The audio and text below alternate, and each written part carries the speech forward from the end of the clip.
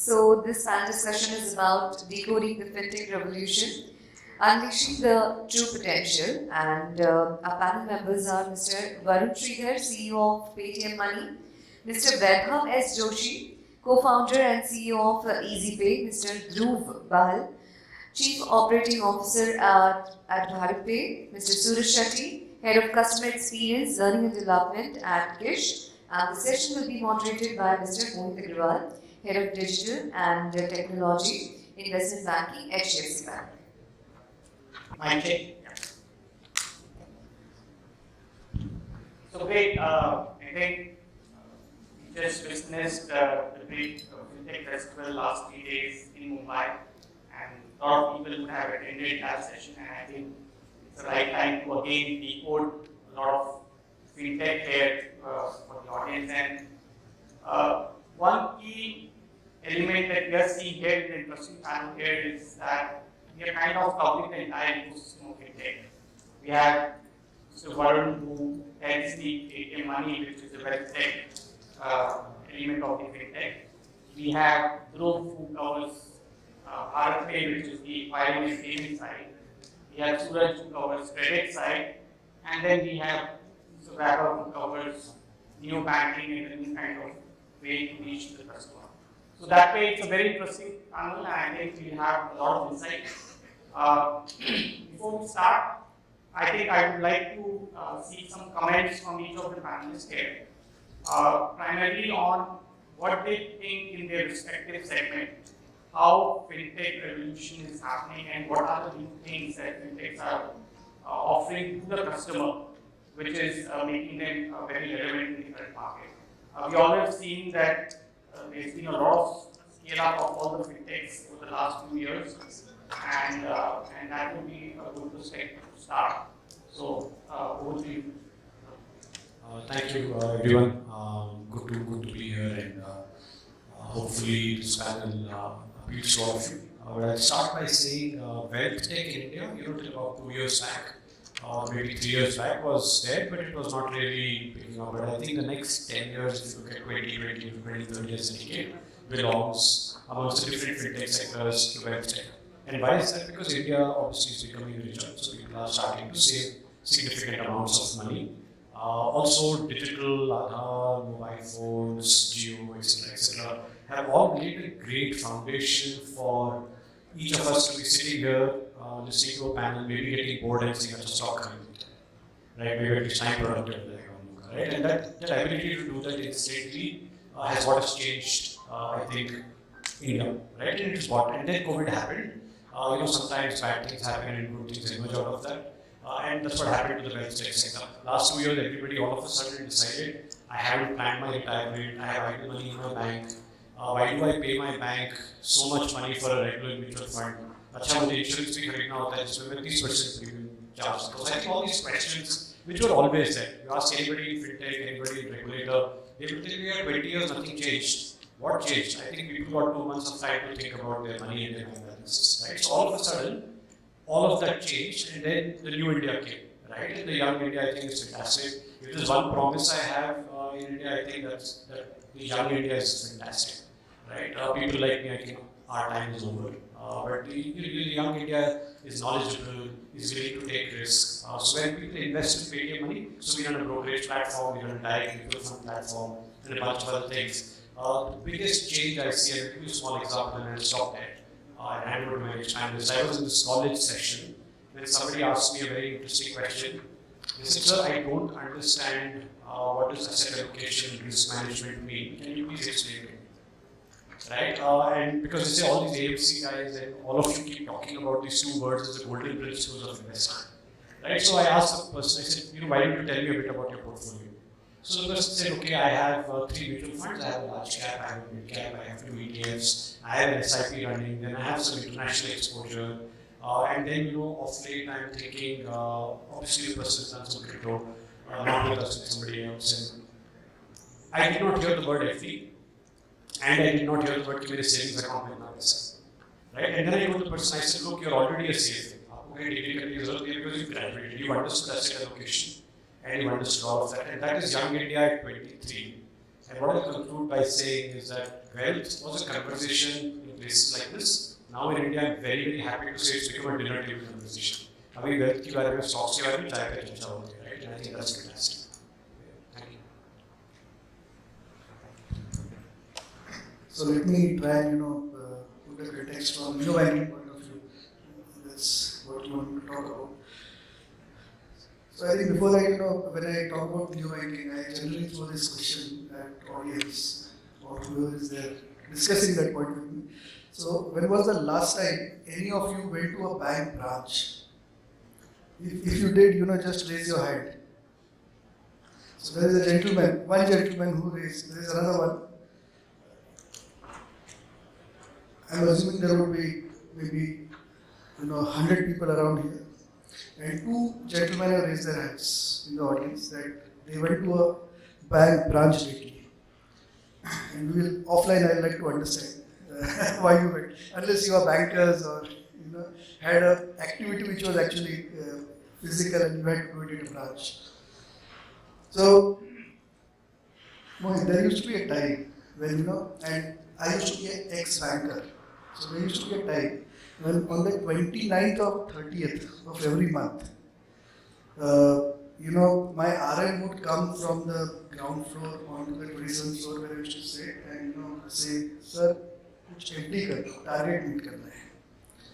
Okay. And then I'm like, okay. You know how it is with your relationship managers. So at the back, and I'm like, okay. So she would have these forms that she would just take my signature, भर के लाती थी. मतलब मैं काम में से नहीं करवाती थी. And then her target would be quarter end was even bigger. Sir, reference दे दो, घर वालों से करा दो. Target meet करने के लिए आरंभ करते हैं. Okay. And then there came a time when we were doing a particular project. It got executed. And the next month when she approached me, okay. So by that time I had also done that, SVP MDs and stuff, वो सारा हम लोगों ने कर लिया था. And then she approached me and she's like, Sir MD, मैंने बोला okay, how much you want? Sir इतना कर लो. Okay. And I was waiting for her to come. And I knew she wouldn't come. And she did not. Because by that time we had implemented social media banking. और उसने अपने social media पे से मेरा FD custody लेके book कर दिया. And she just sent me that, saying that done. And I was like, fantastic, amazing. Okay. Now, why I am talking about this? The power of digital is what? Is pushing India or pushing everyone towards neo-banking. When I say neo-banking is nothing but digital-only banking. The definition, textbook definition of neo-banking is digital-only banking. जहाँ पे physical process involved नहीं है, that is neo-banking. So anything and everything that essentially you do digitally with a regulated bank or with a fintech, which may be a distribution arm, a VC of the bank, is essentially neo-banking. India does not have regulations around neo-banking. We don't even foresee that coming. Western countries do have digital-only banks. But having said that, whether it's a fintech or whether it's a bank, the first neo-bank that was started in the country, I think, and the most successful one is, something that SBI tried to do with YONO. They did an amazing job. Okay. Then Kotak came with 811. They did a fantastic job. Okay. And then, the fintechs came saying that हम भी करेंगे. And then NeoX was launched. So I was on the banking side when NeoX was launched. And then Jupiter got launched. Then Phi got launched. And the latest one, FreeOSale. So these are the 4 consumer neobanks that are operating in the Indian market. And now there is no, there cannot be a corporate neobank. There cannot be a SME neobank because fundamentally neobanking is not just about payments. It is also about banking, which means liabilities, asset. So CASA, deposits, lending, so on and so forth.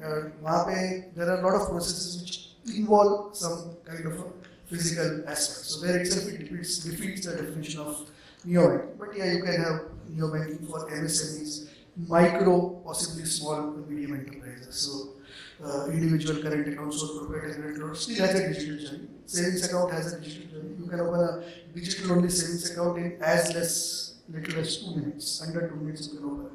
Okay. And that efficiency and that experience is what is pushing people towards that. Okay, let me give you an example that I was, giving him only outside. So why a millennial would want to go to a neobank and not transact to his mobile banking app is, because that same app actually offers him to maybe split his bills. That same app, the moment he spends 1,000 rupees for pizza for 4 of his friends, it gives him a right swipe like a Tinder or a Bumble and tells him, you have spent 1,000 rupees, right swipe to book a fixed deposit of 200, right swipe to book a mutual fund of 200. Okay, right swipe करता है, सब हो जाता है. He doesn't have to then fill forms and stuff. So that experience, the neo experience of it, is what actually pushes people towards going that. Hello. So, I think what said, stick to the merchant side. So I'll answer the question from a merchant point of view, right?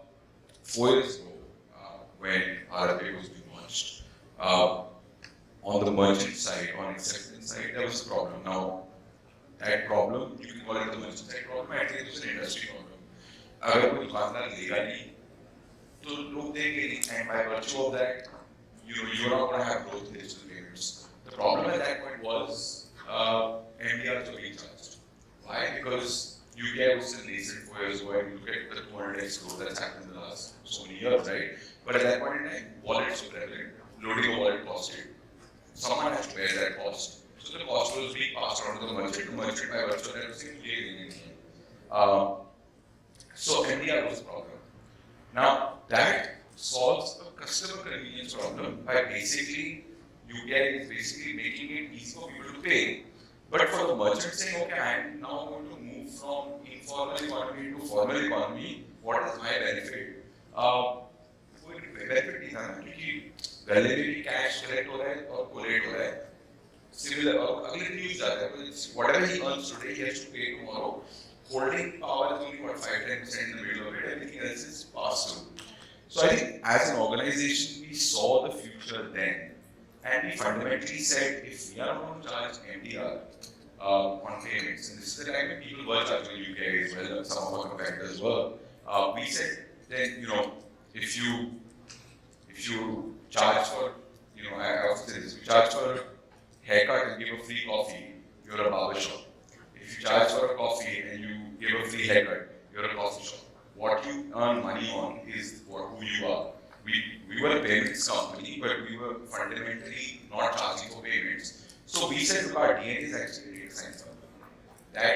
That data that we are going to now collate is going to allow us to, unlock capital.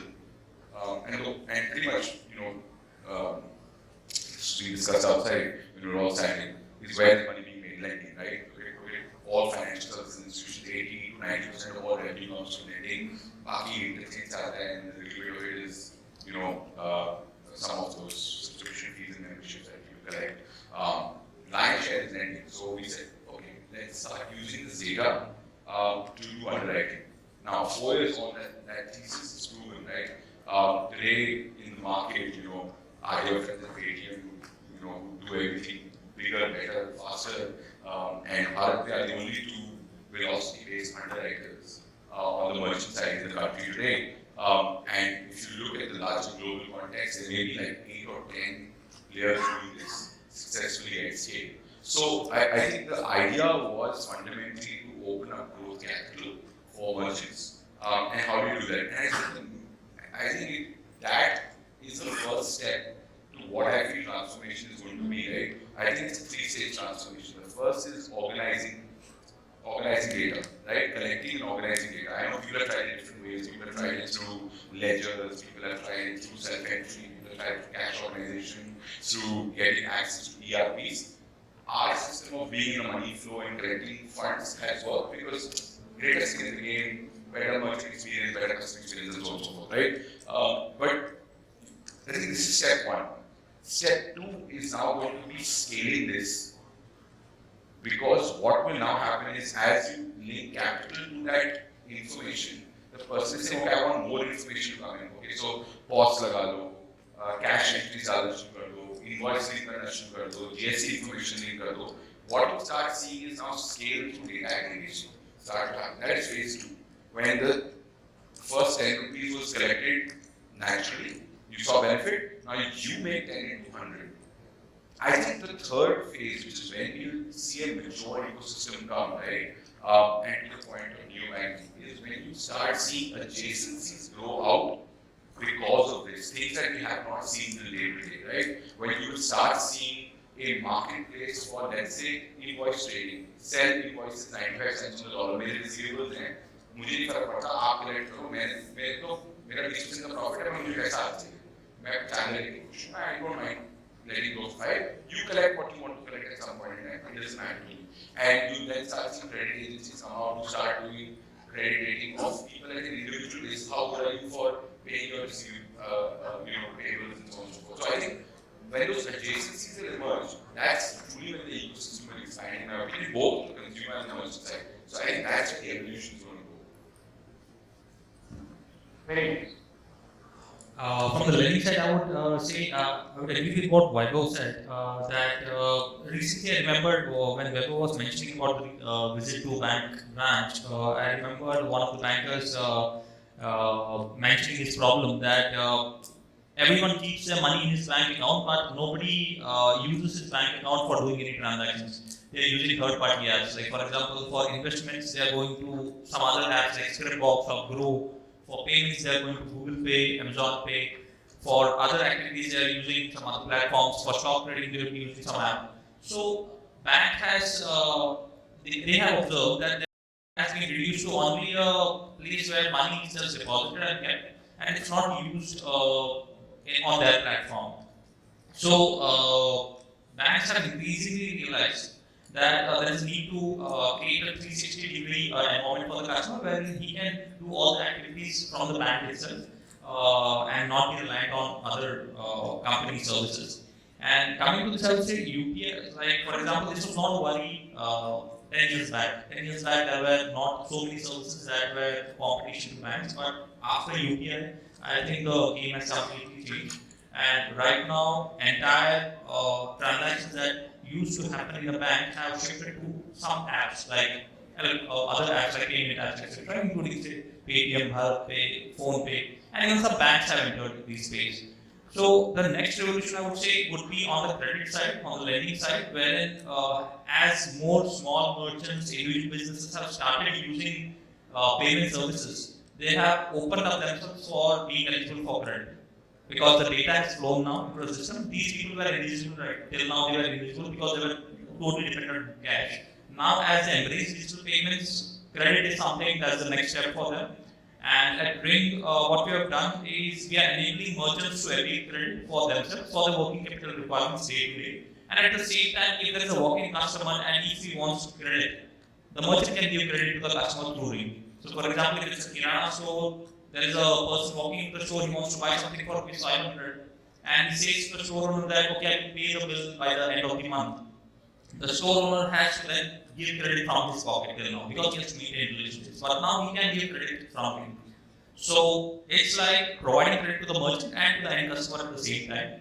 And we truly believe that going ahead with the regulations that are coming up, they are very positive. They have help the sector to become more standardized and as well as more regularized, and a lot of players, non-serious players, will be moving out once the regulations are more stricter, and the serious ones would be benefiting a lot from these regulations. And I think we have one of the best regulations RBI right now, and with as once UPI is opened up for credit, like it's already opened up, like you have the RuPay cards on UPI. Once UPI is opened up for credit, that would be the next revolution, where people can be given credit by any company on their UPI ID. They can use that credit, they can choose which credit they want to use, and they can spend on UPI using credit. I think that's the next step. Yeah. So, very interesting. I think we've set the context to understand what exactly is happening in each of the segments. I think the next key question that comes, and I think now it's becoming more relevant today than before, since a lot of players have achieved a certain critical mass and scale, to understand exactly can fintechs still remain profitable as well. I mean, we've seen tons of money being put in, being raised by fintechs, and most of it has been used to attract consumer, mostly customer acquisition costs, both at the merchant side as well as on the consumer side. But can these models be sustainable and eventually be profitable? And that's the real test of a particular business model. So I would like to get some views on how do you think, eventually these models will become profitable, and that's when I think we'll give serious competition to the existing companies. Yeah. And I maybe talk a bit about Paytm being listed and talked about stock, with the disclaimer that I can't reveal to you what we do. Right, you should follow our results to know. But here is my take on fintech profitability overall. I think any business that you start, right, takes a few years to start to grow. At one moment, there's a choice to make for every startup founder, right? And I'm a startup founder today running Paytm Money, and I have to make a choice. Do I go all out and say I want to be broker number 1 in India? So today we are broker number 13 in India, and we are about 20 months old, and we are maybe in terms of new acquisitions number 6 or 7, right? And in mutual funds will be top 5. But all of that is completely bootstrapped, right? So as far as Paytm Money is concerned. Now, the choice that you have to make is as follows. Will you go out to say, I want to transform how India works and then make profit? So same criticism was there for many tech stocks across the world. I've been in markets since 2006, 2007 property. Everybody used to say Amazon will never do this, Facebook will never do this. And the criticism goes on and on. Very recently I was in Berlin and I met the owner founder of Siemens. Generally was chit-chatting, he said my company is 175 years old. Right? I think at one moment, comparison, because the question comes from a relative question, right? It's saying, hey, a 100-year-old company makes money, you're just 3 years old, why are you not profitable? Right? And I can tell you that I think the answer to the question lies in what's your goal. Right? If the goal was to say all of India should become cashless, all of India should start trading in stocks, all of India should invest in direct mutual funds and not regular mutual funds, then I think the goal is a bit longer. And if your ambition is a bit longer, but your business model inherently, we talk about that, is very clear and solid, I think profitability is not a question of if, it's a question of when. Right? And we'll talk about that just in a second. But I think the question is not if it's profitable. If the business model is right at the start, if the values that you're building the business model with is right. For example, you want to do good to society, you want to do good to consumer, and you want to do good to investor. Actually, very tough one. मतलब आपको तीनों balance करने customer को सब कुछ free चाहिए best quality चाहिए right फिर हम ताज खाना बैठे बाहर अच्छी सी is a very nice place we all could have been on the beach and I can't technically call it a beach but let's say the seaside and we could all be on the seaside and have the same meeting there but we don't. There is a reason for that, right? There's an inherent quality. Customer wants everything and all people want to be inside here but they are not. The same coffee is available outside for 2 rupees and is available here for 400 rupees. I think as consumers graduate, and as they graduate, you have to choose. So the trick is, how do you get your business model and your product right in the beginning? Then you do target market fit. Once it fits, you start to price properly. And once you price, because target market fit on product, fulfilling needs and pricing is a complex journey. I don't get up in the morning and say, what's the right pricing for my stocks? Right? When we launched, we used to do, and I'll give you an example, we used to do option trading for 10 rupees a trade and delivery for free. Today I charge 15 and 15 for both, and I'm getting more consumers than before because my product is far more robust. Right? So as my monetization journey begins, it's a question then of your fixed cost. The great thing about fintech is the last 4 letters, which is tech. Right? And because you built a tech-led, tech-first model, the company's cost, fixed versus variable, is very, very different. Which means as I scale, my fixed cost largely remains the same. So the only question then to solve is the question of scale, right? So I don't think the question should be will fintechs ever become profitable. I'm here to do business. I'm here to charge my customers for products that they believe I have done good value for you to give me that 50 rupees. Because if you can't give me 50 rupees, then it goes to 𝗕𝗏𝗧𝗏. But if I am doing a good job, you should not have a problem paying 50 rupees. If you do pay me, I should be able to make money off it. So I think eventually all the fintechs in India, actually in the world, will either adjust the product to make money, or they'll have to wind up. But I think the criticism that comes along saying, hey, you're not profitable today, is maybe a bit wrong, because it's like saying, hey, consumer, that you have understood all the consumer needs in the world, and you exactly understood pricing on day zero of your launch. Right? That's not feasible. So if there are startup founders there, I will tell you, give yourself some time, and you'll surely see success. I think it could be a really good one. I think it's not a great parallel. Think about like a mall, right? When a developer goes to build a mall, they project finance it for a 19, 20 year, 29 year, 30 year lease, and then they figure out कौन सा brand डाले mall के अंदर, so that the rental that comes pays the coupon rate on my debt through what I am supposed to do. Similarly, when you build a pharma drug, you look at any pharma company, they spend $1 billion building a cancer drug. They amortize it. The first 100 customers don't get charged like, अरे आप तो 3 लाख रुपए दोगे गोली का, बाकी लोग 3 रुपए देंगे गोली का, because आप selling cost cover कर रहे हैं. You amortize and you assume that there is a longevity. I think what has happened fundamentally is, if you look at fintech, consumer tech, reg tech, prop tech, whatever you want to call it, the tech word is very important. There is a difference between an opco and a propco. The property and the operating companies are different. Where we have been plowing, firstly, I think fintech is in noise, any tech is in noise, because of the disproportionate money that gets invested in it. Now that's investors taking bets on you, saying that capital will help you build the property faster. Unlike saying that it takes 9 months to make a baby and 9 women cannot make a baby in a month. That's not the case. 10 techies can make tech faster. Yes, quality may suffer and you might have to do it, but one techie will take 10 months and 10 techies will take 1 month. That stands to here. So that investment matters. You have the critical mass, you have the dry powder to fight it. Now what effectively starts happening is, they could disproportionately historically, where has money gone in? It has gone into the opposed, it has not gone into the problem.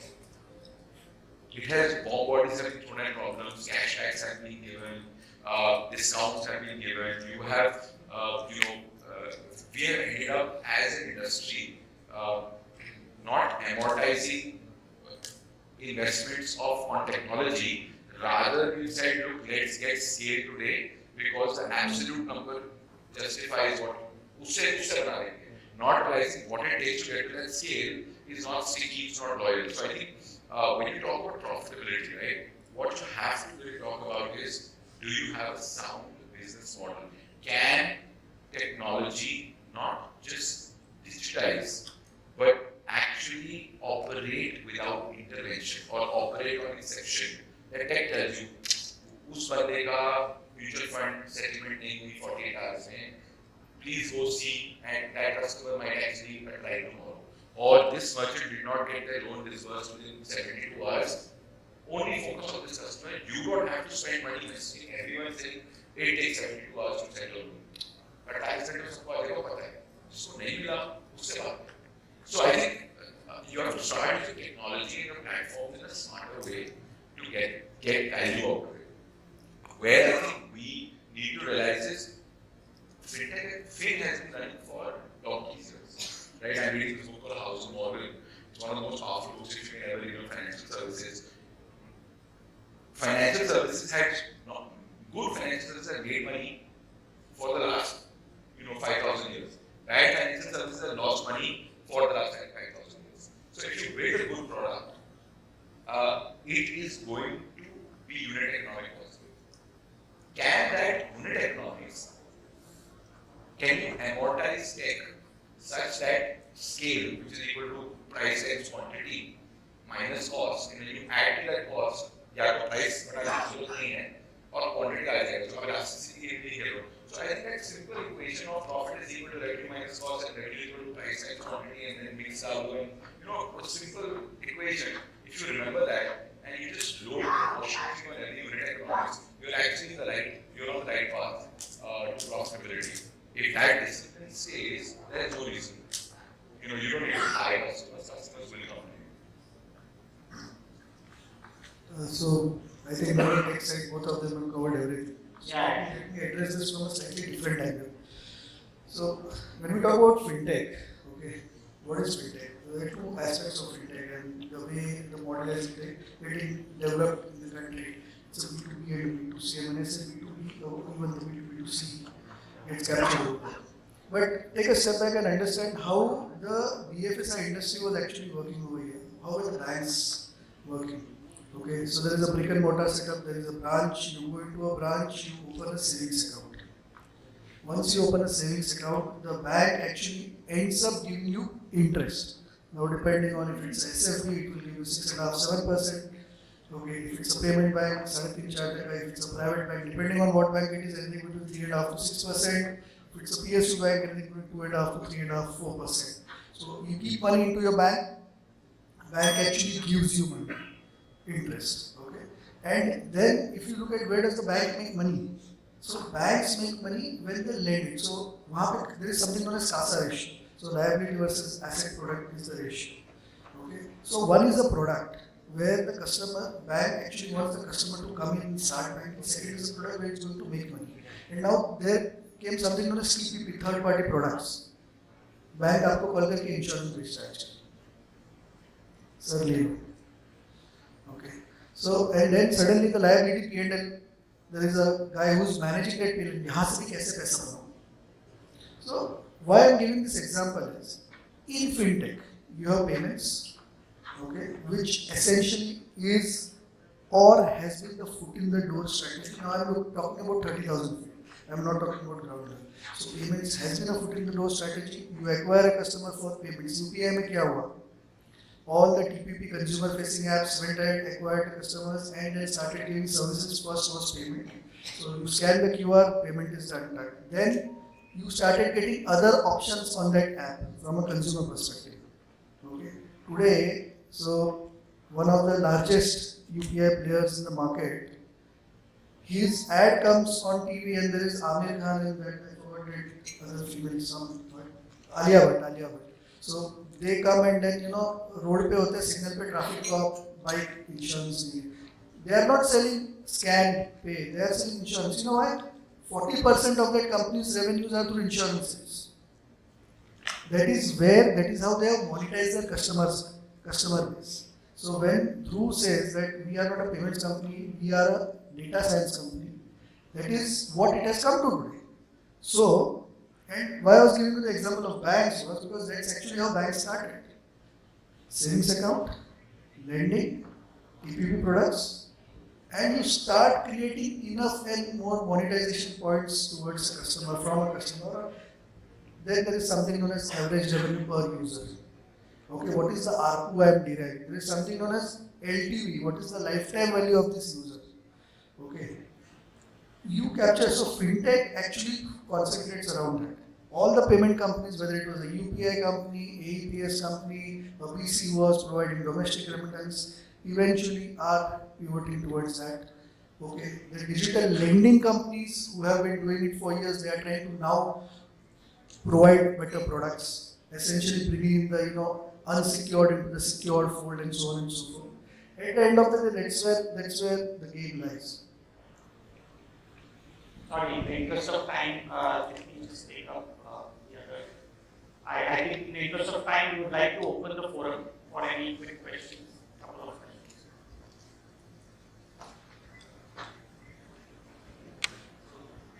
I have a question. Yeah.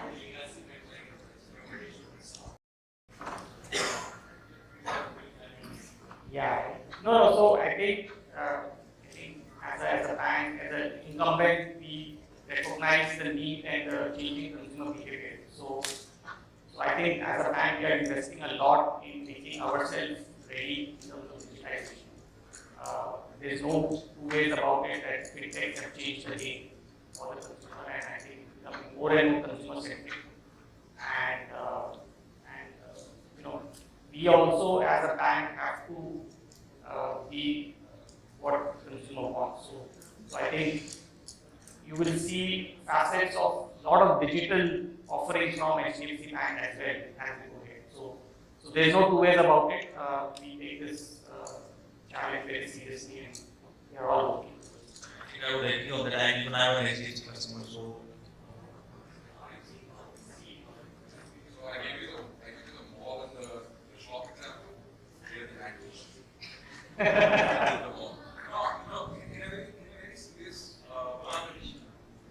in a very serious point of view, I think, Mohit, let me answer this on behalf of, I think, just banking in large, right? I think what we need to understand is every player is playing their part, right? So when you talk about a bank, what is bank doing? You have to think about people accepting to digitize their payments. Fundamentally, it's a physical quantum of cash being kept somewhere and that being created into an electronic ledger. You add the next layer of, let's say, less regulated or let's say, next year of regulation, 𝗧𝗷 NBFCs, right? What do?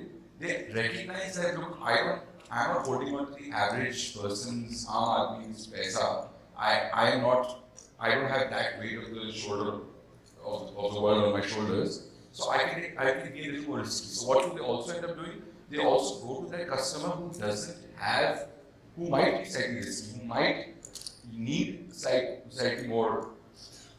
What is fintech doing? Fintech is basically sort of like, we're the fence makers. So we're trying to sort of create ring fences around that sort of farm, saying, okay, this is a tangible business, and over time shrink it, pull it back towards banking. Fin mein hum tech kar rahe hain, fintech hai. The fin is still, I think, the legacy. And it's very hard, right, in a country of 130 crore people, where you, maybe today, I was watching this report once, someone saying, India is in the top 5 country of people who don't have bank accounts. And then as a proportion to your, we might be one of the best bank countries in the world. Because the government is spending that time, is doing it. Now, as he said, lifetime value, kitne customer is value nahi karti. So as a bank, at least I feel this, most of our large banks in the country are actually wearing they're doing it for the greater good most of the time, and a lot what they carry for the country, amortizes. So I think they get a lot of brickbats for not being digital or not doing enough or otherwise, but you don't realize what they're also carrying, they're sort of carrying the collective good forward. And that's a very hard thing. I think, between the regulator and some of our largest banks in the country, people want to say, kuch to log karenge, logon ka kaam hai kehna, but we also need to take a step back, and at least someone who's participating in this industry for the last 10 years, I can tell you, I see the work that's happening to push the country as a collective good forward. See, also in India, the metro and tier 1 consumer actually looks for convenience. But if you look at tier 2 and below, they look for value.